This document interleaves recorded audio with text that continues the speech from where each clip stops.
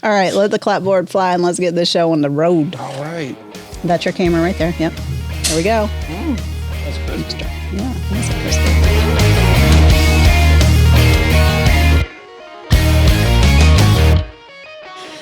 Thank you guys for joining us again for another Candy's World on Wheels podcast. Today we have Gavin, just a 6, and he has been doing some epic, amazing things with his time that he's going to get into and tell us all about it. So, what have you got going on? I see a shirt. I see a new shirt that looks different from your apparel. Yeah, absolutely. Some pretty crazy stuff has been going on, but a few days ago at this point, but you guys have probably seen, we had the Red Bull F1 car out in the city at Caffeine and Octane, and a lot of people were coming up asking what, but I guess at this point I can publicly talk about it, but we have partnered with Red Bull, so that's pretty exciting. We have a lot of really, really cool stuff coming up, and I think my favorite part about what they do is the fact that they're just trying to integrate into what we already do and just kind of match our energy with things, which is pretty awesome, honestly. Yeah, I think so. Still makes me flustered even saying that. That feels so weird. I don't know. That's okay. I mean, it's, having Red Bull knock on the door is, just a very, very good, positive thing for you. And Absolutely. It says that you're doing, the right things and catching attention for the right people. And, I don't know if you lean more towards car stuff or bike stuff or a mix, good mix of both, but hey, Red Bull, come on. We'll take the money for it. Yeah, absolutely. Speaking of, do you have a favorite flavor of Red Bull? I brought one for you to try. I don't know if you drink them often or not, but there you go. Ooh. The Spring Edition, which is their new one, has honestly been my favorite one. It's really, really good. Well, this one's the white peach. So is this a new? That one's been out for a bit, yeah. Yeah? Okay. What I find interesting, though, is every time I ask people what their favorite flavor is, you'll see, even in the comments of this video, it is just going to be tons and tons and tons of people sharing what their favorite flavor is. So how many flavors are there? Lots. Have you been to the Red Bull, is it like the Baskin Robbins 31 flavors? Is it 31 flavors there? No, I don't know. I don't know how many, honestly. That would make sense, though. Well, thank you. Cheers. Absolutely. Yeah. Cheers. Yes.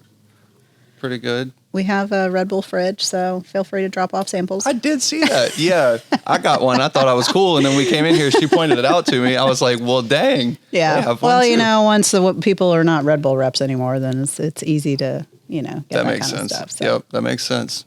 That's what my next goal is to very keep. Peachy. Is good? Yeah, that's very good. Yeah. Okay, cool. We'll have to add it to the samples down there. So you got some cool stuff going on with them.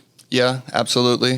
They ended up kind of what I mentioned is they had the F1 car out at Caffeine and Octane. It's like the world's largest monthly car meet, basically. And we brought my drag car out there. So they recently partnered with Ford, which is pretty exciting. A lot of the content that I've done up to this point has been pretty much exclusively Ford with a little of other makes and models. So it's pretty cool to see. Kind of seems like all these brands just aligning at the same time, which is really cool. So the convergence of the celestial blessings are upon you. Absolutely. I've been beyond grateful, honestly. It's been a wild ride in such a short period of time, and it seems like it's just escalating every day. So well, that's really good. Exciting. Congratulations. That's Thank good you. to see when somebody's hard work is paying off, because I know definitely from working with some of these other guys that uphill traction is difficult to get. It is. And, you can feel like you're getting it, and then something happens, you slide down, and, fighting the Google gods is difficult. It is. And I'd like to see it when, people get over that hump and really kind of the trajectory goes much faster. Yeah. Vertically. So. I think a lot of people that have done content creation, even long term, can always kind of agree in a sense, I think you would even say. Most of the time what happens is there's always going to be ups and downs. And I think that's with everything in life, right? I mean, it's kind of a constant. There's up and downs with everything. But it's the perseverance that really creates long-term sustainability, I feel like, and just not stopping or giving up and keeping consistent even whenever the results aren't there. And having the faith that they will be is what allows them to be at some point. Yes, I was talking about kind of the similar topic earlier about it's easy to have ideas. It's easy to start things. It's not easy to finish things and keep things going. So this is WOW's 35th year of being in business. What? I had no idea. Years. Congratulations. That is insane. I think the statistic is 90% of businesses fail within the first 5 years or something. So correct. That's pretty incredible, honestly. Yeah. So Wow. this year we'll start off spring marketing with, everything about celebrating the 35th anniversary of WOW, and the open house this year will be 35th anniversary and, things like that. So having the strength and the willpower to keep at it for so long. I have to ask, like, I'm honestly inspired as it gets from that. Yeah. How have you found what are your ability, like, what are you do to actually be able to persevere some of the hardest things that you've had thrown your way? I know in 35 years of business, you have had some crazy things happen. So, well, I haven't been with WOW that whole 35 years. So WOW was started by the previous owner. Okay, awesome. Previous owner in 1991, a little bit before 1991. Okay. And it was just exporting out of the United States into Europe and all over the world.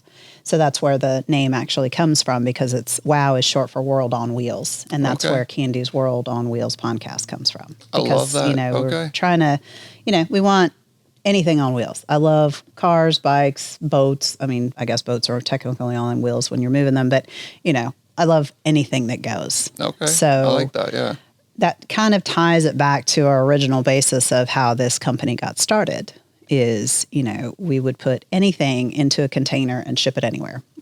We've shipped snowmobiles, we've shipped boats, we've shipped four-wheelers, dirt bikes, cars, jukeboxes, trucks, whatever. Wow, I mean, that's it's, really interesting. kind of anything that we could fit in a container and send somewhere we've done. So it's, the perseverance part of what we do, it can be personal, like just burnout factor. Like you do the same thing for so long, and, especially, our season can be so busy, and you're talking like for me and what I've done in the last definitely 15, 20 years, doing all the events, pushing all the events, driving all of that, and all the other normal business stuff. When you throw those events on top of there, and we are very well known for all different types of events, that's like you feel like you're in the grinder. Yes. It is just go, go, go. And how do you make the next event more successful? And how do you keep people coming to them? How do you keep people excited to keep coming back to you? Because there's only so much you can do, because always the budgets are limited and parking's limited, and everything is always weather dependent, like, Absolutely. like with anything else. Like yesterday, I was so irritated that I forgot it was Caffeine and Octane, because I live at the base of Kennesaw Mountain. And the way that goes over to town center is I hear everything at my house.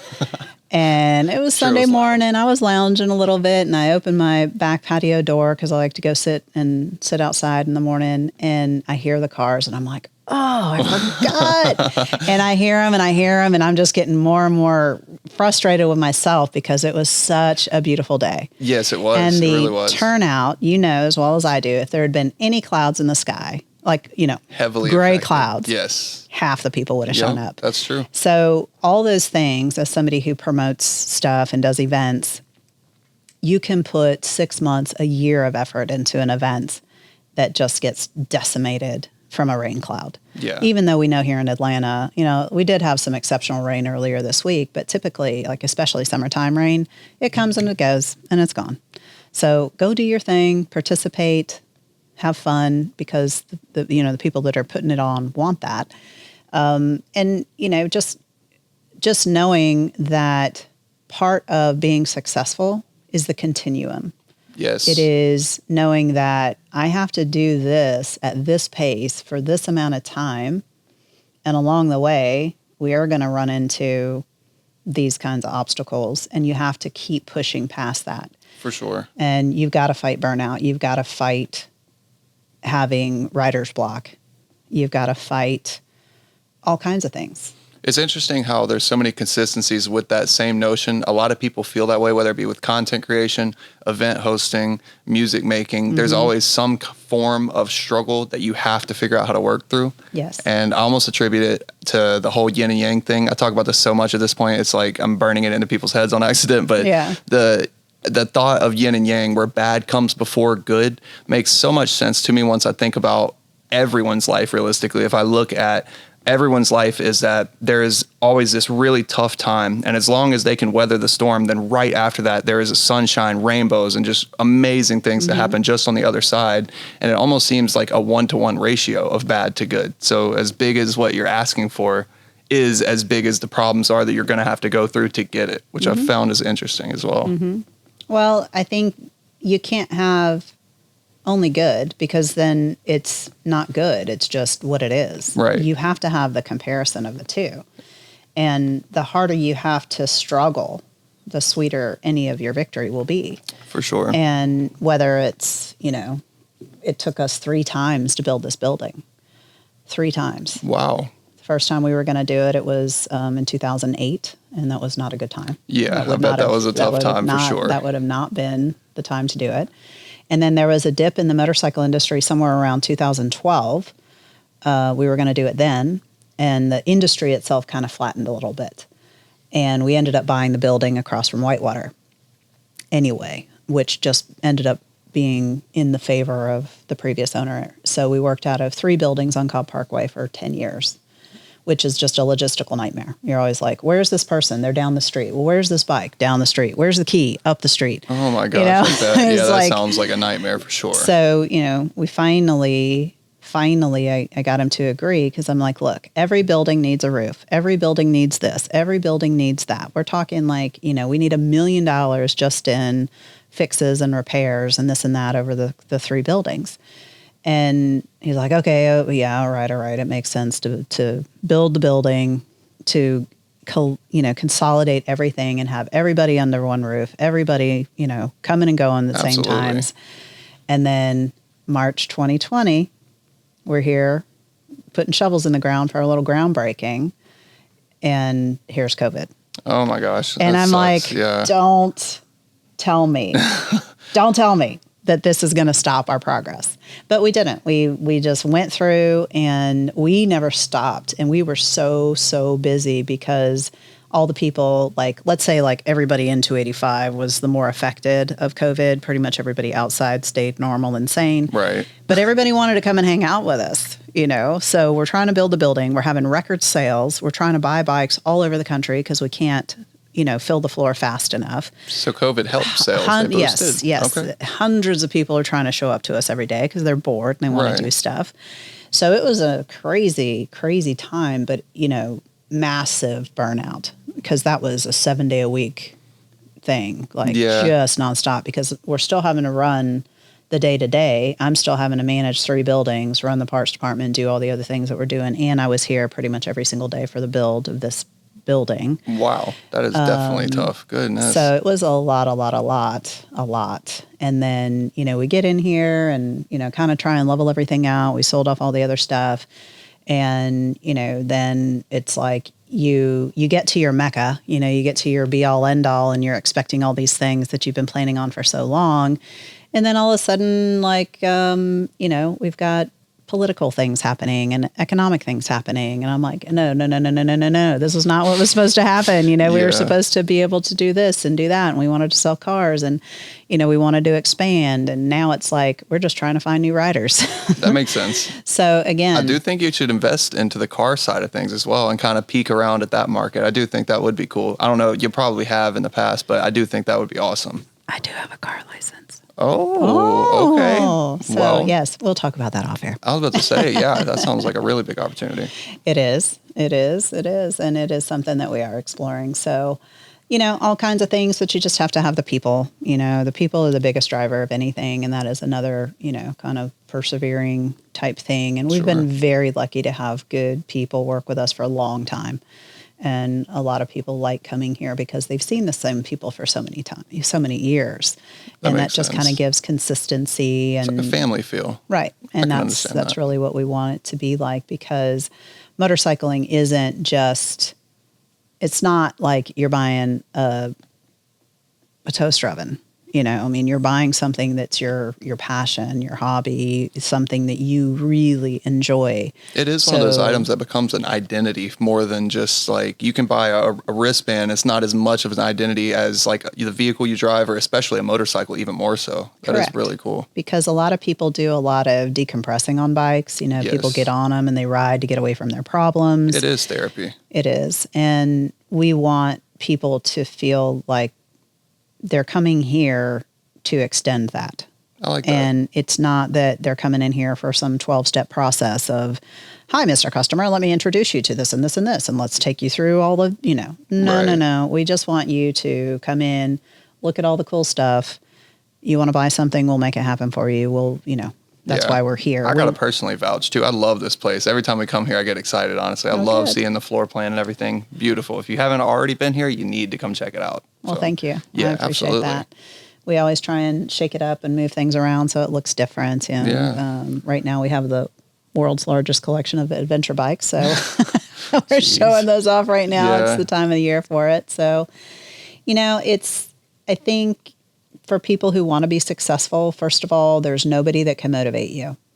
If you need to be motivated, you do not need to try. Industry. You do not need to try to be a business owner or an entrepreneur. You have to have the drive yourself because there is nobody that's going to give two craps about you more than you. There's nobody that's going to be like, hey, you need to get out of bed because you need to go, figure out your next plan. You need to go, nobody's down in your garage doing your work for you. Yes, that is true. And absolutely. If you think that you need to read another motivational book to figure it out, or you need these magic words to make you get off your couch and go do something, you're not going to make it. Yeah. Because you have to be able to, there is no work-life balance.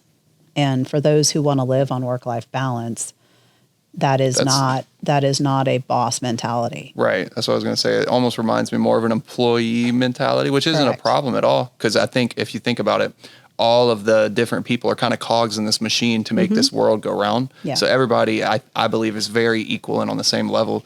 But I will agree with you. There's got to be, that is the line, I feel like, is that you have to just be willing to sacrifice more than what most would in order to see what you have in your head come to reality. Yes. A lot of people want that end result, and especially social media has made that so bad, where people have like this unrealistic expectation of life. They're like, I get out of college and I'm going to automatically start making six figures, and I'm going to have the boat house, I'm going to have the boat on the lake and the house here and the house there. And they're like coming out of teenage years expecting to have the lifestyle that somebody that's been busting their ass for 40 years has. Yeah. And it takes time. Like you're kind of you're discrediting all the work that all those people have done over those decades. That's true, huh? And it's insulting for anybody to be like, well, I want what you have because I should have it. Well, you got to work for it. That is true. You got to work for it. Yeah. And no matter what angle of approach you take, if you want work-life balance, you're going to need to understand that comes with consequences. You want to go get it. You want to have all the things. You want to do all the stuff. Then you're going to have the sacrifices. Pay the price, yeah. One way or another. And that is just the way that it works. Whether you choose to go to college and spend all the money on college, or you choose to work in an industry where you become very experienced and you gain the same amount of like levels, you can come out of college and because you have that piece of paper, you may get a job that gives you this amount of money, or you can spend that amount of time learning a trade, learning an industry, and kind of end up in the same place financially. If not above, yeah. If not above. Yeah. So you got to it's time. You cannot shortcut the time piece of it. And I think that, again, kind of digging on social media, the lifestyles of the rich and famous is so fake. Yeah, absolutely. I can even speak for myself. Like, realistically, I've found myself a lot through time, either financing cars because I think that I need to put on a show. Mm-hmm. I need to drink some more. Give me just a second. Need some water. But I found myself often through times trying to almost in a way get into debt in order to compete with the lifestyle that other people online may live, rather than just living within my own means and doing, like you said. So there's the people that rent the little jet fuselage so that they can pretend that they're flying in places. I actually thought about putting it down there in the sales floor. Oh my gosh. That would be funny, to be honest with you. It would be. It would be. Because I think the dude rents it for, I don't know, the number 75 was in there. I don't know if it was $75 for 15 minutes or an hour or half an hour or something like that. But it was just a little staged little It's embarrassing that people would do that, for one, but for two, I think it's almost more sad if you think about as society. It's sad that people think that they have to pay to put on a show to impress somebody. For what reason exactly? Mm-hmm. And I wish we could kind of rewire the way that we think and put more time into trying to be productive and creating good for the world rather than just trying to create a flex, facade. right, or flex the items that we have. We should do more as a population. I think that would be really cool to see. Educating people to be happy with realistic means is probably what we should be doing. But we were built on capitalism and consumerism, and social media does not help that at all. No, it doesn't. At all. It doesn't. The whole thing is promoting consumerism realistically. Yes, it is. And that's an unfortunate part of it. But in China, they do more stuff with education. So they have social media for the kids that just teach them stuff. I have heard that. For some reason, I mean, obviously everybody has things that they agree and disagree with, but that portion I kind of can agree with. I do like the fact that they kind of at least give better things for the kids to grow up on. But so yeah, that is kind of neat. Well, if you don't take the education of your children seriously, we as a country are going to fail. Yes, absolutely. So I think that should be like priority number one, because I know that education, like I feel dumb when I talk to a European about American history. I know, that is crazy, huh? They're like, oh, didn't you know there's war and this and that and this time and this is what happened? And I'm like, oh, I think I slept through that class. But they know how to do math straight off the top of their head. They know how to spell English better than we do most of the time. I know. They know our history better than most of the time. They know world history way better than we do. Like just general education, is really, it's embarrassing. Yeah. Maybe we can spark something, try to promote a lot of better things in the world moving forward. It really would be cool. I remember whenever people had so much pride to be American, and it just seems like things have kind of gotten a little foggy within the last few years, but I would love to see some like real American lifestyles coming back, truthfully. Yes. And we have been the innovators for so long. Truthfully. And yes. The innovation has been sucked away. Although, I mean, it depends on how you look at it, because some very big innovative companies are American branded, but not all the stuff's made here. Yeah. It used to be that we were, the one-stop shop. We were the be-all, end-all. Everybody was, envying everything that we could do.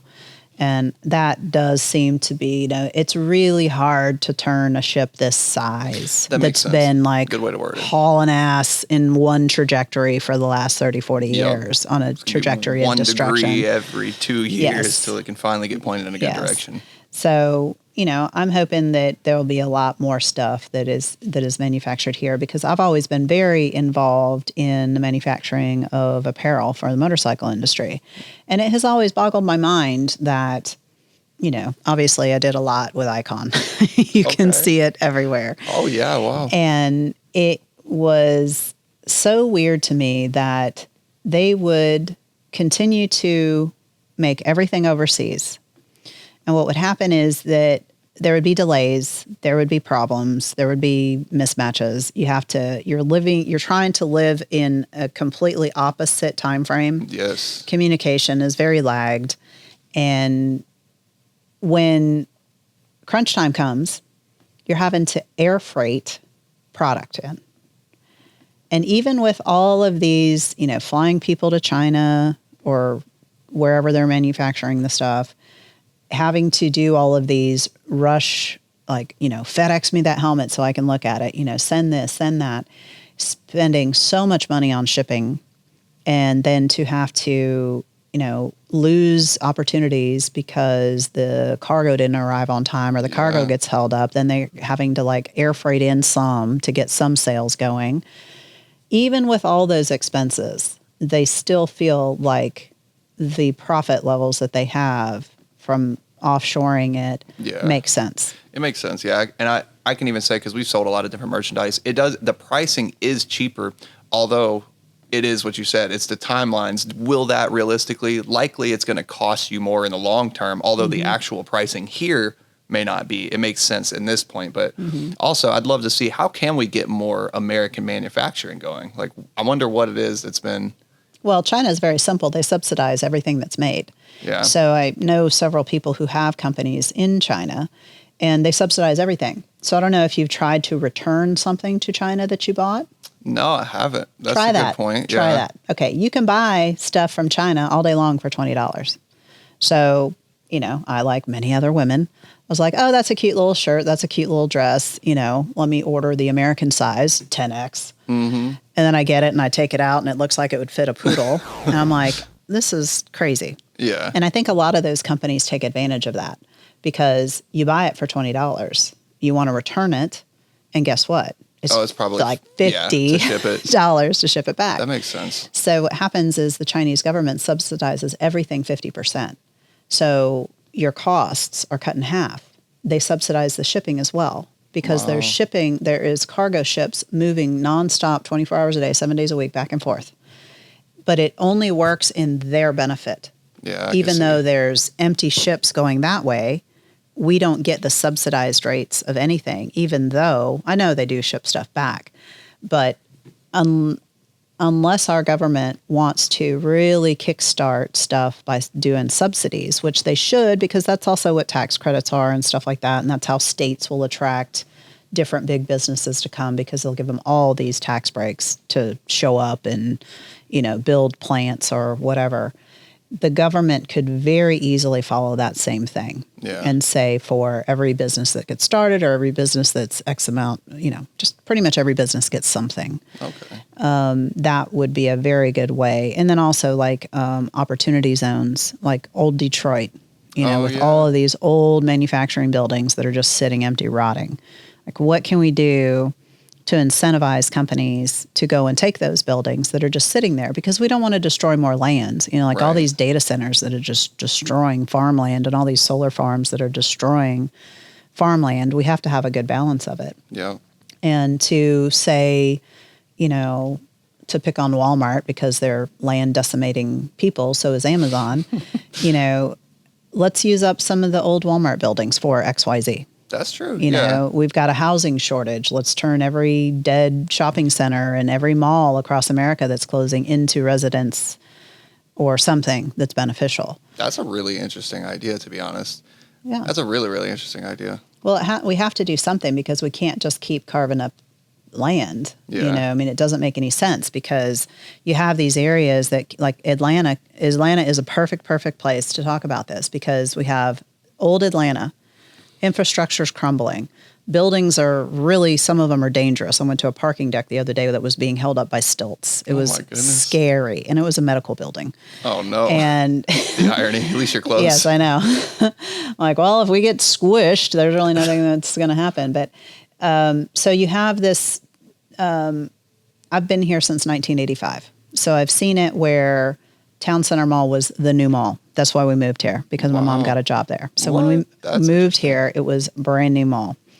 And when you drove from Atlanta to Kennesaw, it felt like forever. Yeah. And there was just miles of nothing but kudzu on the side of 75. What? That's crazy. Just imagine like the most desolate stretch of highway that you can think of in Georgia where you still see the kudzu like all over the place. Right. And then put that in place from like take Marietta and do a tiny little circle, and then there's nothing, and then there's Atlanta, and then there's nothing, and then it's like Macon.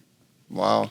And then Kennesaw was just like a blip. Like you didn't even see like very much, right on the sides of the road. That is bizarre to think about. So much it must have changed since then. I've only been here a few years, but that's pretty incredible to think about. That's really wild. Yes. So now everything is connected, and it's almost like everything is connected almost all the way down to Macon now. Yeah. And then it's getting very connected all the way up to Chattanooga. For sure. And what we have is take the Town Center area, for example. So Town Center Mall, 1985 was a brand new mall. Now, everything around it is crumbled. Everything around it is very, very old. And what they've done is they've gone outside of that.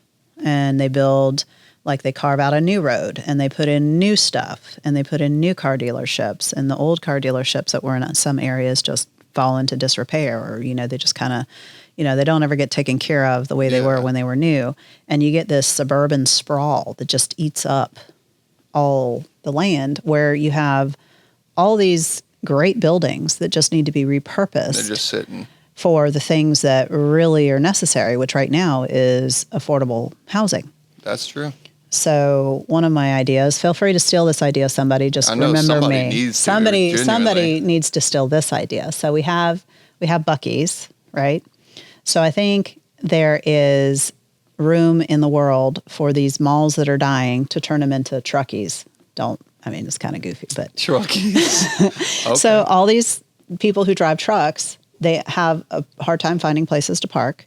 Very much so, yeah. And I pull a truck and trailer often, so that's actually a great point, yes. So you turn a mall into a hub for distribution for truck people to sleep in, to like take either like you rent an apartment or you just have like a revolving kind of thing. You have entertainment, restaurants, whatever. But you turn the mall into a living thing and a distribution center for whoever is around there. Okay. And that would be like an awesome use to revive it, because then it should also revive what has died off around there. Yeah, that's true. So that's really cool. Feel free. Just remember me if you start making money. I got cars I want to buy. So what grand ideas do you have for yourself? Currently, a lot of different things. Realistically, my mind goes through 100 different things, but trying to bring our merchandise level up as well. But kind of that's been going on for years, really. But the Red Bull stuff has been kind of crazy, honestly. We're going to Tokyo in a few weeks from right now, so we're going to be there with Mad Mike drifting through the parking garage and stuff. So take a look at that helmet next to you with the red trimmed bag. Yes. Okay. So this I just brought just to show you to, I didn't know if you were going to talk about Tokyo, but this is very cute. Oh my gosh. So you need to check this out. Whoa, that is so nice already. Oh, wow, that is cool. Isn't that cute? What? That is so funny. Cool. Wow. So it's a KYT that we sell here, and this is called the sushi helmet. I was about to say, it's literally got little sushi rolls right there. That's cute. Oh my gosh. That's pretty cool. I like that. Yeah. What? So I thought you'd like to see that for your trip to Tokyo. That is really cool. Yeah. Yeah. Sushi time. What? So we'll expect a full report when you get back. I sure will. Yeah. There should be a lot of cool stuff. We're going to be there for a few extra days before they get there. So we'll be exploring a little bit. I've never been there, so I don't know what to expect. Have you been? No, but one of the guys that works here with us has, so you need to talk to him because he did get food poisoning from eating some stuff. So you might want to talk to him. Yeah, that's great. Apparently you don't eat the tiny little octopus from the street carts or something. I don't remember the story. For me. Yeah, I'll make sure. That'll be an easy one to avoid. All right. Oh, man. That's super exciting. So what do you hope to accomplish there personally? It sounds a little bit bold, but I would love to be a real like driver for them, whether it be drift, whether it be rally, whether it be, I mean, it sounds crazy, even NASCAR, F1, something like that. I would love to be a part of. Yeah. But I think at the moment we're kind of in an exploratory stage just to see. You even mentioned earlier that there are a lot of influencers or people that work with them, let's say collaborators that go in and out with them. So I'm trying to figure out a way to really, really integrate myself as much as possible with working with these guys. So I think, I don't know, I've never had a brand. I even see all the Red Bull stuff up in here. I've just never had a brand that I think really represents motorsport to that degree and pushing the limits and inspiring people. It's just a really powerful message behind what they do. So I really just want to see how far I can take that. Well, they got the big bucks from mixing up this special potion here to be able to put it into all kinds of crazy stuff. Yeah. Crazy stuff. Yeah. They're a part of everything, it seems like. Really cool.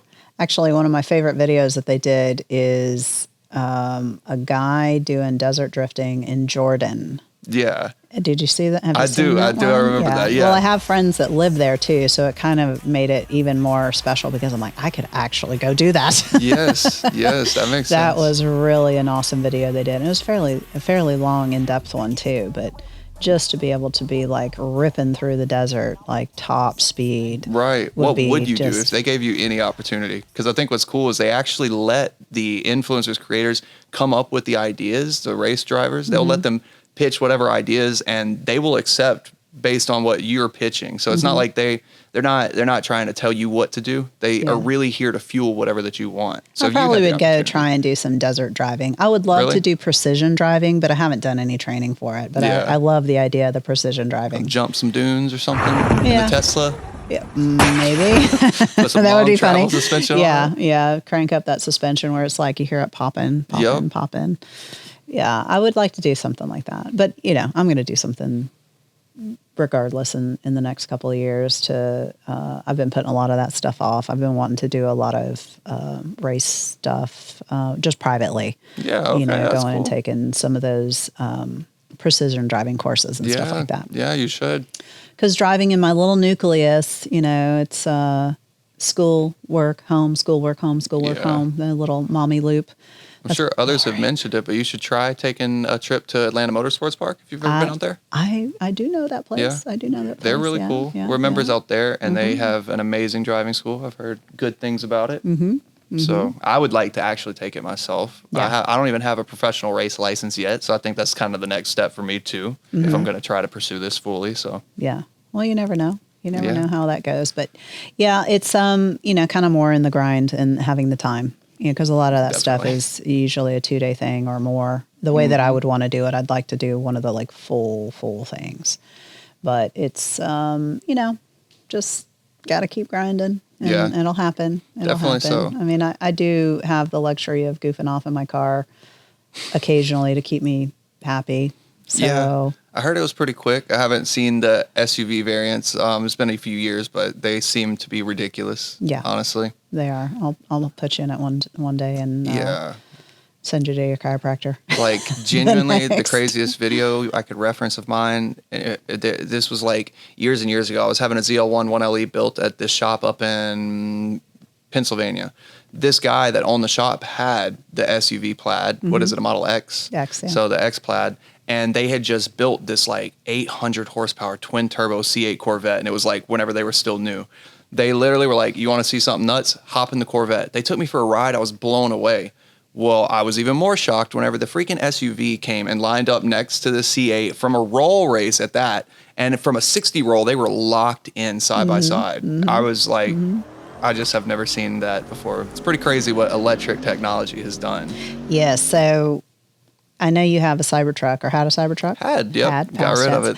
So I had a deposit down like pretty much right from the first announcement. So I was one of those people that waited forever. Me too. And I 5 would dip years. in and I'd look at the website and see if there was anything new. Well, for a brief moment, and I do not know how long this was, they had an option for a 4-motor. What? Yes, sir. Whoa. Because I was like, how do I get that? Yeah, I that want is one of crazy. those. I want a quad motor. That sounds wild. Yeah. Yes. That is And really I'm sure they put it out there and then they actually did some testing. They're like, oh my God, no, we're going Too to kill much. everybody. Yeah, seriously. no, Even cut the it off. tri-motor was scary, so I can't imagine more than that. That's what the Plaid has. It's Yeah. got the triple motor. Yeah. And I'm like, if this is this fast, it's I lighter want than the truck. another one. Oh my gosh. Yeah, they are terrifying. Seriously. Yes. So I'm a little disappointed because sometime in December or January, Elon was supposed to announce some kind of cool car. And I hope that it wasn't the robo-taxis. Was it the Roadster by chance? Well, the old Roadster had already, I mean, we already saw announced that. it, but never came Yeah, out with no, this was supposed to be like, this is the next thing. Oh, okay, I follow. Cool. So, and I think it was on Rogan when he was talking about it. He was What's like, your take on all the electric stuff, by the way? It's even integrated itself into F1 recently, which is wild. So I'm just curious of what your thoughts are. A lot of people are so hesitant. And in the motorcycle industry, especially, I imagine you've got to be just like, eh. Well, I mean, we had 0 electric motorcycles for 13 years. We were the oldest, longest running electric motorcycle dealership in Atlanta. And I will say that it was a spectacular failure. You know, does not have a high adoption rate. It's got very specific niche purposes that it could be good for. But by and large, it's not ready for real good consumer use, not in any kind of real commuter fashion, unless the people that had the areas that had high adoption rates are like San Francisco. I could see that, yeah. Places. Smaller places where people are not having to go, like more dense communities. Sure, yeah. You can't use that in Metro Atlanta. No, yeah. I mean, like where, you got to drive and you have to be able to have stuff that works well on the highway and in the stop and go traffic and all this. And, a lot of the statistics, or not statistics, but a lot of the range and stuff that they would show is stuff that They're doing it in California. They're doing it downhill. They're doing, they're like squeaking out these ranges that in daily practical use is not happening. Okay. And so we kind of got a little bit of egg on our face with some of that stuff because there were some people who were really excited about it, who wanted that technology because it is very cool. It's a different thing, very quiet. So it puts you that a little bit more of a nature element. And of course, super fast, like instant throttle, instant acceleration. So everybody who rode one came back smiling and enjoying it and was like, oh my God, this thing's so fun. But then range anxiety and, them being heavy and if your battery, just like your cell phone, I mean, they become dead tech, giant, expensive dead tech. Yep. Because the updates only could go for so long. Once the updates were not available anymore, and we're talking like 5 years, and your thing's done. Well, that's a bummer. Yes. That's definitely not fun. And so I think the best of both worlds is hybrid type stuff. Yeah. And I'm a big, big, big fan of Christian Koenigsegg. And, that man, I'd love to get a couple like Hennessy and Elon and Christian together. If That's I could, a crazy conversation. Yeah. Oh my gosh. That is if all really the egos could be left at the door and us just come up with some badass vehicle from those brains, that would be absolutely amazing. Yeah, for sure. So definitely will say that. I think electric will have its place. And when we took on the motorcycles, I did some massive, massive research on electric. And in the early 1900s, New York had electric taxis. Really? And what? you kind of go to this point where, I think we talked about that, where we know that if we had continued on that path, where would we be now? Yeah. Because the research, I do remember that conversation. Yeah, the research with that. Yeah. It would have been like there would have been more demand and we would be in the flying cars now, possibly. Yeah. But I think that the infrastructure for gas-powered vehicles is so integrated. I mean, it's going to be really hard to get rid of all that. What do you think is the next big vehicle? You think it'll be a car or hovercraft, or I've even seen the aerial solo drones that are pretty cool. Well, I think that what I would love to see is something. I love going fast, Okay. So, but there's here, where can you do that anymore? Yeah. I mean, you're limited by GSP. Yes. Among other things. Among we other must things, admit. yes. GSP. GSP. Yeah, we're limited by GSP, but also there's just so much traffic. I mean, you can't. Oh my gosh. Like the few times that I do get out and really air out the car, you run out of space. Yeah. You got to go up north by where we are at, way up there, or even further north up there. But it's even trafficy up there compared to the way that it used to be. We used to. I do believe that.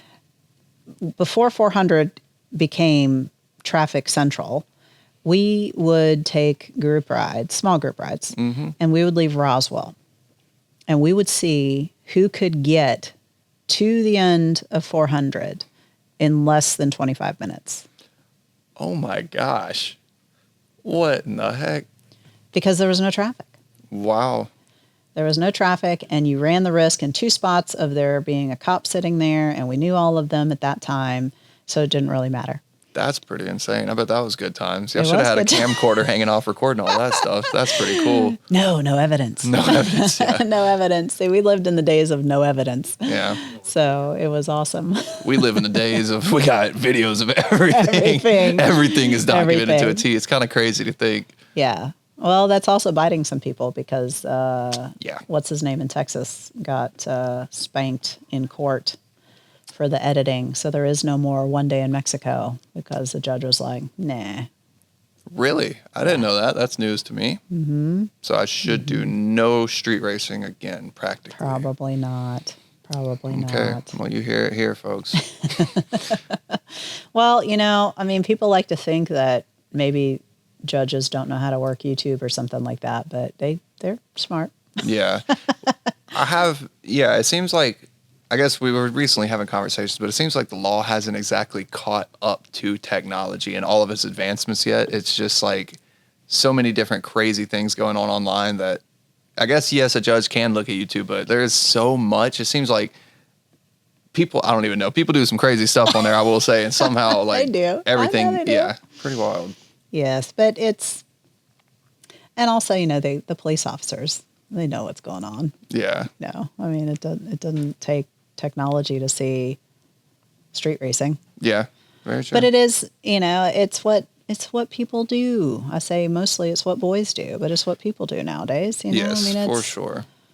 And we need to bring back the dang racetracks. Atlanta Dragway, by the way, is apparently reopening. It is. Yes, they said the first event, I think, is going to be in October maybe or something, but yeah. I don't know. We'll be there. That's for sure. A lot of racetracks always comes down to the problem with liability. Really? Okay. Insurance is absolutely impossible. We were looking into trying to start a training school here. And I said, okay, well, one of the first things we have to sort out is what kind of insurance. So I had somebody call around this, and this. Impossible. Really? Impossible. They ask you a million questions, stupid questions at that. Yeah. And they want to know, how are you going to do this? How are you going to do that? Da-da-da. And they want like this whole encyclopedia of stuff before they will even consider it. And I'm just asking the question, do you insure riding schools? Well, it depends. Are your parking stops yellow or green? Right. Are your signs illuminated or not? Yes. Yeah, no, I can imagine. I can kind of see that. Oh. So we are grinding ourselves down to a halt for just like super stupidity, but also because of all these judgments and all these massive settlements, the insurance companies, they make a ton load of money, but they also lose a ton load of money because the judgments have been like, okay, here, sure, have some millions of dollars for a car accident, have some millions of dollars for trip and falls. So you become a little bit more hesitant on who right. they just, So anything that's deemed dangerous, they're like, oh, we can't do that. We can't do that. Yeah. Even though really like racetracks are super safe. For sure. And safer than most public roads, if I had to argue around here, especially. Yes. And I was talking to a guy who's worked with Moto America. He's also doing a lot of stuff with the flat track right now, but he was very integrated into Road Atlanta and some of the big stuff that was up there. And there was a big race series that they called the Big Kahuna. And this was the heyday of people going to the racetrack to see road racing. And there's tens of thousands of people there. I mean, like really cool. a lot of people going. And then they just said they wouldn't allow it to happen anymore. And then like kind of through the grapevine, they were like, well, yeah, because, somebody died there or something like that. Well, come to find out, whoever had died was somebody who worked there who did something stupid at a car race. It wasn't even during the motorcycle thing, but they just blamed it that way so that they could say, well, it's too dangerous and our insurance canceled us or something like that. That sucks. And there's just always these excuses. But I think because there's like this lack of personal responsibility. Like if I were to go down here to any restaurant and, slip on somebody's ketchup they dropped on the floor and fall, am I going to sue them? No, I am not. Right. Because I should be looking where I'm going. Yeah. And for that mentality of, well, you should have prevented this from happening. Life happens. Absolutely. So what happens if I go and I slip on my kitchen floor because somebody left the sink running or, just something stupid? Like, am I going to sue myself? Yeah. So some people would try to. You'd be surprised. I'm suing myself against myself. Yeah. So the personal responsibility element of things has really ruined a lot. Racetracks, off-road riding parks, all that, and until we can kind of get a handle on that, because it kind of all started with that cup of coffee at McDonald's many years ago. That didn't say hot on it.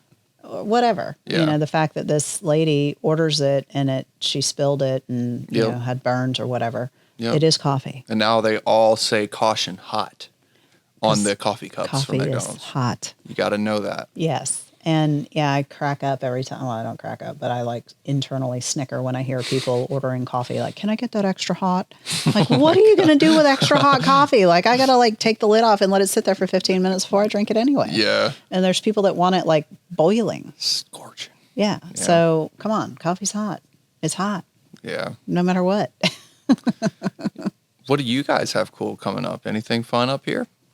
Yes, always, Really? always fun stuff. We've got all of our events are going to start rolling out. We're going to Yeah, I guess add, springtime's coming, so yeah, or we're it is going now. to, we have our second Saturdays, third Thursdays, and we're adding 3 Wow Wednesdays to the mix. So they're all What? going to have different themes, and Duncan's going to make that all happen.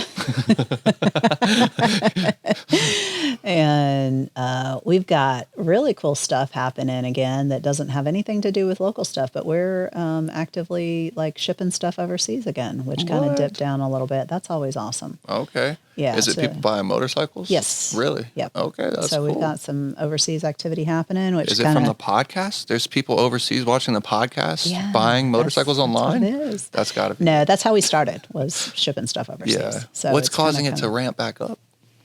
I would say probably a little bit of consumer demand, because the last couple of years there's been a little bit of a worldwide economic depression.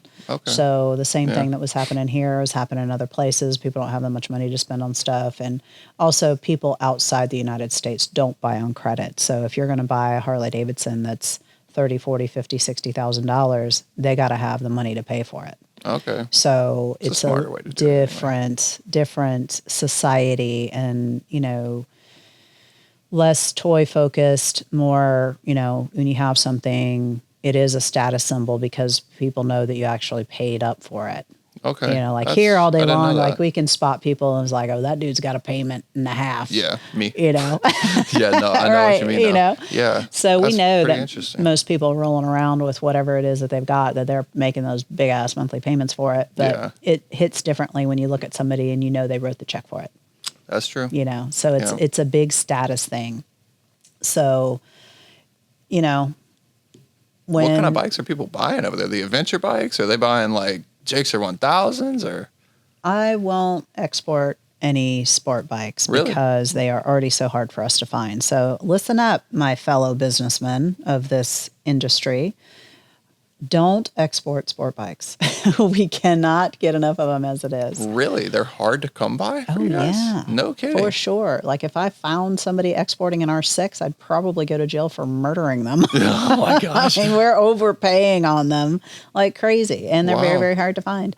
I mean, not like the newer ones, you know, the new Yeah. stuff that's still cranking out, but, you know, the older stuff that they're not making anymore, do not send those away. We need them. you Yeah. know. And it is kind of it's something that you kind of regret a little bit when you're responsible for sending off like dozens or hundreds of XYZ model, because then comes back around and you're like, oh, well, I wish I had those. wish I had those, Yeah. or we don't have any anymore. Yeah. But you kind of single-handedly also raise the value of them. Sure. You know, when you kind of reduce the glut of inventory, it helps. So That's fair. we're kind of considered a little bit of a gray in some people's eyes in the industry, and definitely with the car world really frowns upon exporters. Yeah. And that's part of that leveling the global purchasing. So if you're going to buy, let's just say you want to buy a Porsche here, you want to buy a Porsche in Germany, in theory, you're paying the same price no matter where you are. Okay. And leveling that requires that they control the inventory going in, they control who sells it, it's price fixing on a global scale. Yeah. So, you know, if we're selling whatever motorcycles elsewhere, it's undercutting whoever is selling them from the manufacturer there.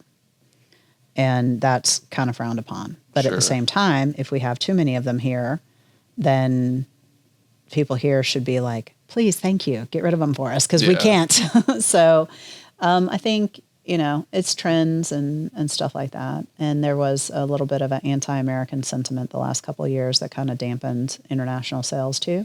Yeah. But that's kind of, you I know, can see that. got by the wayside a little bit. So we're happy to share that, you know, American lifestyle out there with other people. Yeah, that is really cool And- to think about. Yeah. I'm sure it they is. appreciate it a lot Yeah. over there as well. And it's really funny because as much as other countries want to hate on the U.S., they certainly do love whiskey. Yeah. Yeah. You know, Yeah. they certainly do love whiskey, and they certainly do love, like, you know, certain other classic American things. And, you know, they all seem to want to emulate, you know, cowboys and Indians and, you Sure. know, like all this stuff. I think a lot of them love, you know, of course, hands down, American trucks. Oh yeah, for sure. are like, worldwide renowned. If you have a Ford truck outside of the U.S., you're somebody.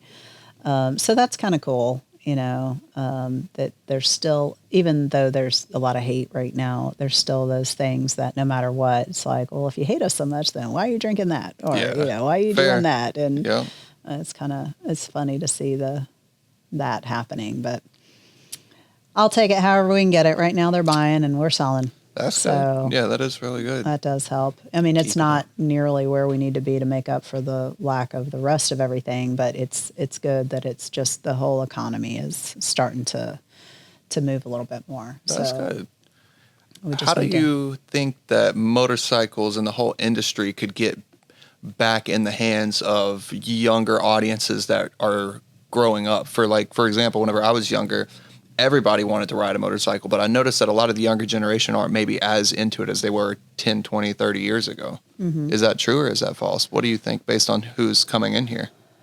I'd say that it depends on the families. Yeah. Because it is, I ask almost everybody sitting here, how did you get into motorcycling? What was your first motorcycle? And so many of them say grandfather, stepfather, uncle, brother, mother, family. Yeah. And the more that the families don't ride anymore, then the kids usually get the motorcycles are dangerous, you're not having one speech. That was me, yeah. Mm-hmm. I was not allowed, had to sneak one in around the back of the house and keep it covered for a while. Mm-hmm. It was ridiculous, but yeah. So we hope that what will spur on motorcycling again is the Surons and the electric bicycles that the kids are riding. Yeah, that's true. Yep. So they're already used to being on two wheels and having fun. Correct. So it just naturally progresses with age. Yes. That makes sense. Now whether or not they take over and the electric bikes will actually have some kind of real revenue potential in the future from them remains to be seen. Do you guys sell Surons? No. Have you ever been on one? No. I've heard amazing things about them, but I have zero idea about them. So I don't either. I mean, we rode all the electric motorcycles, so I suspect it's like that, just smaller. Yeah, that's fair. That's fair. But they're supposed to be real fast. You like the speed. I do, but I like it in a way that, so for example, if I'm in a convertible car, I get very nervous. Okay, because I've ridden motorcycles for so long, and when I feel that much air around me, I want a helmet and a jacket and gloves on. Yep. So I think riding a electric bicycle would kind of bring that same feeling to me of I'm going too fast and I don't have stuff on. That's fair. Or I would have to wear it all and then look like a dork, and I don't want to do that. Yeah, I can get probably would look like that anyway, but Yeah.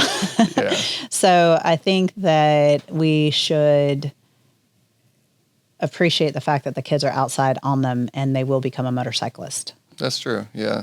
And then the other thing is just the barrier to entry on the expense, because people have less and less disposable income to spend on anything because they're, things are just expensive. So that has to level out and we have to find our way. But again, if you compare the U.S., the general way that we live as a society versus how people live in Europe, people don't finance things in Europe. People live in apartments and wait for their grandma to die so that they can get the apartment. Yeah. And that is the way that it is. And there is no other option. There isn't, we're going to go build a villa. No. I mean, maybe, but by and large, no. Yeah. You have to wait it out in order to have the opportunity to buy a very expensive, tiny place. And it's a humble way to live, realistically, compared to us, where I feel like everybody goes out and just finances these massive homes and stuff, which is a little odd to think about as a culture. It's odd that we live that way. Yeah, but that's because the people that founded this country quickly became capitalists and quickly became, crazy how that happened. Consumer creators. Yeah. And we can dive off into that topic another time. We're getting real close to conspiracying. So I think that, it's exciting. There's all kinds of things, super exciting times are upon us. And I wish to see the coolest, newest thing that makes me want to buy it. Yeah. That's where I find I kind of get a little, like you too, you see so many things, but very rarely, well, for me, very rarely do I see something that I go, I have to have that. Yeah, not often anymore, huh? That is a good point. If I get the have to haves, it's not good. Yeah. Because if there's something It'll be that I there. have to have, I'm like, oh. We need more innovation like that. That would be cool. I really would. That's kind of what prompted the question about what do you see being the next big thing is I'm in the back of my mind thinking, what can I build coming up this year that's just going to be insane? Yeah. So, Yeah. Well, what's the craziest car build you could imagine? I know you're into motorcycles, so maybe no, that would... I love it all. I love it all. That's, Yeah. I think if you could do something that pulls in instant customization, and that would require like LED sheeting on the paint. That's an interesting one. Yeah, things that, super trick, but not overly complicated. I think the next thing is like having the ability to completely change the way that your car looks at a touch of a button. Not surface design, but color scheme. Color. And there is a product called Bloom Alive that is a fabric that can be programmed. And I wanted the motorcycle industry to use that 20 years ago in jackets to be able to kind of be more of a safety thing. Yeah. And I think that whoever can get that technology down to whether it is the paint that's reactive to electric impulse or a fabric that's super thin that can be laid down and painted over in clear or something, that's honestly very fascinating stuff. I've never considered. Yeah, that's really cool. Yes, and that would take somebody with a lot of patience to make all that work. Very good point. Yeah. I love technology like that. I started doing engineering whenever I was in college and stuff. So I feel like long term, I'm going to end up merging all these things back together. I just don't know how yet, but I would love to innovate some kind of new product. That's been big on my mind for a long time, inventing something. Well, I've always got ideas, so we just need to sit and I would love that. Yeah. Chat about the ideas because there's, I am always giving away ideas because I probably have given away some major ideas in the past, but I just feel like I can only do so much. Yeah. And I would love to be a serial entrepreneur, but the bank accounts usually stop you from being able to fulfill that kind of dream. Yeah. So, and there's honor in just being able to put that out in the universe and let it come back and just see this place get built into better off of ideas. So that is nice. Yeah. And also I love to help people with whatever knowledge I have, improve or come up with something different from their businesses. If I could ever do anything from just a purely like a selfless standpoint, I would love to go around and show smaller businesses how they could improve. Like just here, this is what you should do. This is, try this, try this, try that. People would be interested in that. No, because they always think you want to sell them something. And I would just be like, that's fair. Just answer your phone. You'll increase your sales. Yeah, that's true. Maybe there's a way that you could offer digital consulting where you don't have to reach out to people, but they can reach out to you. Because I would almost reach out just if there is any opportunity to hear from somebody in different fields. I always am open to hear. I know I'm not the only one, so. I don't know. I think YouTube kind of handles a lot of that. And again, you go back to like that's if you're searching for motivation. That's a good point. Sometimes it is something that somebody says in a different way that might just click in a certain sense. Yeah, it's like people are, when people are trying to explain something to you and you're not quite getting it and they like kind of shift the way they're explaining it and then all of a sudden it clicks. Yeah. So there's some people that live to listen to motivational stuff because it does pump them up and all that. But I'm like, just do it. Yeah. Just do it. That's true. I commend people that are at least trying to chase something at least. So at least it may not be the most effective, but if you're on the right path and you haven't exactly kicked off, but you're pointed in a good direction, then that's all right. From a positive aspect, I think motivational things are great. It kind of gives you that, positive energy and, maybe you do glean something from it that changes the way that you do something.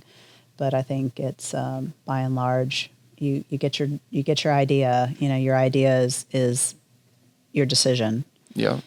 then you stop focusing on that. And then That's you have fair. to focus on the steps to get there. Yeah. And then you all of a sudden just arrive there. But you stop thinking about the end result. Like the building. We have the drawing of the building. Okay, well, we stop looking at the drawing of the building because now we have to look at the sticks and bricks every single day. Sure. Yeah, that's a And good point. You Yeah, can't focus. You looking. can't focus on the big building because it's comprised of millions of pieces. So you got the idea. Now you have to execute it every day through all the tiny little pieces. Maybe that right there is what some people need to hear. Maybe you just Yeah. heard it. That Put it needs to on be loop. a motivational TikTok right there. That's a good one. Yeah. But All yeah, right, motivational tidbits from Candy. I bet that would be successful, you know? I don't know. I think there's a lot of it out there, but Duncan can slice and dice it however he wants. It's up to him. He's got the fancy programs that, do it all. It's like, this is going to be the best ever.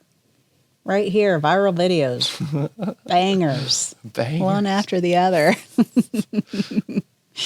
Well, real quick, I want you to take a look at that helmet because I think maybe you're like a brand guy or like are you a label dude? The best way to say it, I'm not necessarily materialistic. I appreciate culture and I love brands for the sense of where they came from, the development of them, what they represent, what they've done with it, things like that. So Okay. I do appreciate the art, but not necessarily as much as it is just like what the item is, if that makes sense, or what the brand is. Something. Something like that. But anyways, yes. So I just thought you do might appreciate like it. to look at this. This is very, very, very limited. Yeah, this says Balenciaga on it, so I don't even know what this is at all. But I am familiar with Balenciaga. Pretty cool. Mm-hmm. Even the cover feels premium. This is nice. Yeah. This is likely, I'm not even gonna, I don't know for sure, but this is likely the most expensive helmet I've ever held. Do I get to know how much it was first? Or does it matter? Yeah, it's out there. How much is it? 3,700. Okay, I was like, well, 37, what now? 3,700 is really crazy. 3,700, yes. Wow, okay. Let's get a smooth unboxing here. Ooh. Whoa. Oh, wow. I didn't expect it to be. Well, I guess I kind of did.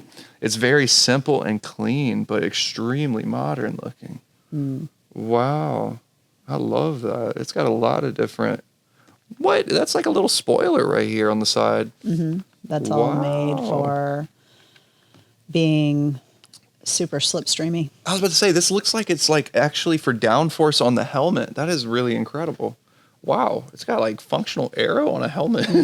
That's really cool. Spoiler and everything. What? Dang. Yeah. So now you can either pick up that carbon one there to compare it because that is the same model, but without the extra $2,000 worth of Balenciaga stickers on it. That is so cool. Are you stuck? Give it just a second. Oh, what? Okay, this is incredible. Wow. Ooh. That one's pretty nice, I'm not going to lie. It is. That is so sick. Wow. And it's even got the little carbon spoilers on the side, too. Wow. So now that one's a full carbon. And I'm trying to get to the bottom of whether this one is just on a black shell or if it is carbon and they painted over it. It feels similar weight, which is maybe what you were kind of going towards. Yeah, these feel so similar weight. They've got to be, I bet. Yeah, I bet it is. I don't want to knock on it, but I feel like maybe you could knock on it maybe and determine. But yeah, that, or Google. If I had gotten through my research, I would know by now, but that screen stayed up on my computer for like 3 weeks and I'm like, oh, I'll get to it one day. So you guys sell these? Wow. Not the Balenciaga one, but these, yes. That one should be up on display somewhere, like hidden off. I have a case nice. for it, a special case that we got for it. That's cool. Yeah. Wow, these are really nice. I haven't gotten to see one of these up close in person yet. They are beautiful, beautifully made, yeah. Ooh, dang. Okay. I'm impressed, to be honest. That is really crazy. Yeah. So we just got a couple of these, the SR10s, just to see, kind of primarily what the difference would be with it. And, I think that Balenciaga stickers are very expensive. Yeah, I didn't even notice this one is also carbon, but yeah, it is painted and there's just this carbon exposed on the back. What? These are honestly unbelievable. And they make some really awesome graphics with it. They have just the base colors, but then they also have some beautiful, beautiful graphics. And they're so hard to have in inventory because the more popular ones are just always on back order. What is the price on these? That one of them was $1,500 and then one of them was $1,200, but I don't remember which way that went. It's honestly, I mean, it sounds crazy, but it's not a bad price for what you're getting here. That is really cool. I'm very interested in these. That's pretty awesome. Mm-hmm. What? Yeah, so the Balenciaga helmet, you know, a lot of people think it's one of the more expensive ones, but there was an Arai helmet that was $4,000. Really? Yes. Oh my! And that was already 10 years ago that it was $4,000. Ooh. So it's not quite the top. But so you're talking about of like all time? Mm-hmm. Really? So that's I'm sure there's probably some more that were more expensive than that, but there was a Arai helmet that you could order for $39.99. Wow, you should ceramic coat this with like, you ever seen ceramic coating? No way. Really? No. I would coat over.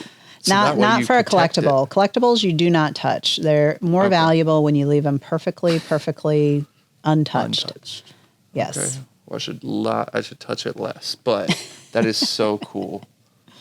That is honestly amazing. Yeah, I'm a little bit jealous. I will say if I had like a motorcycle bat cave or something, that would be so ridiculous on a wall in a case. Yes. That is really nice. It is. Dang. It's pretty trick. Yeah. Yeah. Yeah, and I'll show you all the stuff that they sent along with it because it was weird. I ordered it on a Sunday because I was really agonizing over doing it because I was like, man, this is so much money. It's so stupid. Like I'm just ordering this just because. And so I order it and I'm regretting it terribly. And I'm like, well, maybe they didn't have any and they'll just cancel the order or whatever because it only said that there was only one. So I'm like, the likelihood of there only being one is very minimal because inventory counts are always wrong. And I had sent an email to the parts counter. I'm like, on the off chance that this shows up, don't open the box, just bring it to me. And Tuesday morning at like 10 o'clock, they're like, your box is here. And I'm like, what? Dang. And, you know, so we're closed on Monday. And it was this huge box and it was so light. You could pick it up with two fingers. And it was a big box, 5 times the size of the helmet. What? And I thought it's probably the case. I thought it was the case that I ordered for it because I was like, there's no way it's here already. Sure enough, they had next day aired that thing. Wow. That's pretty incredible. It was. I was like, wow, that's some white glove service right there. That looks like, I'm not even going to lie to you, that would be so nice on like a music video or something. Like, oh my gosh, that is very I think clean. we know some people. That is really nice. Oh my gosh. Oh, hey, I could do like what they do with the fuselage, but I can just rent the Balenciaga for like $500 an hour. Yes. I would paid for in a day. Yep. Truthfully. That's pretty cool. You know, if people are willing to pay money to sit in a fake plane, I'm sure somebody would be willing to pay some money to put that in a video. Yeah. They can't get another one, so. Yeah, that's the thing. That's pretty cool. But I don't want people touching it. Yeah. I don't blame you there. So what else do you have? Give us like a quick recap. What do you got going on? You got anything like, you know? Trying to travel abroad a ton this year. We're going to be going to car events pretty much all across the world. So I can't really announce too much, but we'll be at F1 races. We'll be at the Tokyo Drift in Japan. We'll be at just tons and tons of different things, which are pretty cool. Definitely pushing a ton on our merchandise side of things. So we're trying to level that up. I think I even said that last time. So we're always working on that. So what you're saying is you need me to babysit your cars for you while you're gone. I don't even have that many anymore, hardly. Oh. I'm downsizing a ton, trying to align better realistically because they are partnered with Ford. I'm a huge Ford fan. McLaren is their literal F1 competition. So got rid of the McLaren, got rid of Cadillac because Cadillac is also now their direct competition. So I had an Escalade V, just got rid of that, got rid of the McLaren.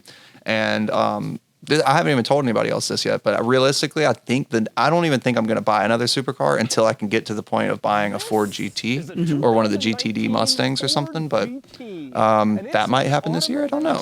Just saw a giveaway for a company that was taking donations and you would win a 2006 Ford GT. Oh yeah, I did see that Shelby Yeah. collection. Yeah, Yeah. Yep, I did see that. I That sent it was to cool. Duncan, and I was like, I know. I'm not gonna lie, they almost had me. yeah, Almost I got me. almost did it, but thank God it was the day before it ended, and by the time I sent it and discussed it with Duncan, it was over, and I'm like, that Yeah. saved me $100. Sweepstakes are tough. It's already enough of like bait for normal people, but I host sweepstakes, so I know the legitimacy behind them if they have official rules. So then if I see that somebody has official rules and I know, I'm like, well, dang, I know I could be one of the people. So it almost makes it harder because I really want to enter so bad. Yeah, because for $500 you get however many chances. Yep. And 25,000 chances to win. 25,000 chances. Yeah. How do you draw that name out of that hat? Yeah. Yeah, that gets a little crazy. Have a third-party sweepstakes, at least in our case, you got to export all the little order data and send it over to a sweepstakes company, and they handle it. But yeah, I know. We want to do some stuff like that this year too. So you should. Well, it sounds like we need to have you back in the fall to recap everything you've done this year. I would love that. Yeah, we're going to be doing a ton for sure. So I think the conversation then will be just crazy different from now. Yeah, I feel like I don't even know. I feel like a freshman in high school, basically, and you're going to interview me senior year again. But that'll be good, though. Yeah. That'll be good. Yep. Yeah. All right.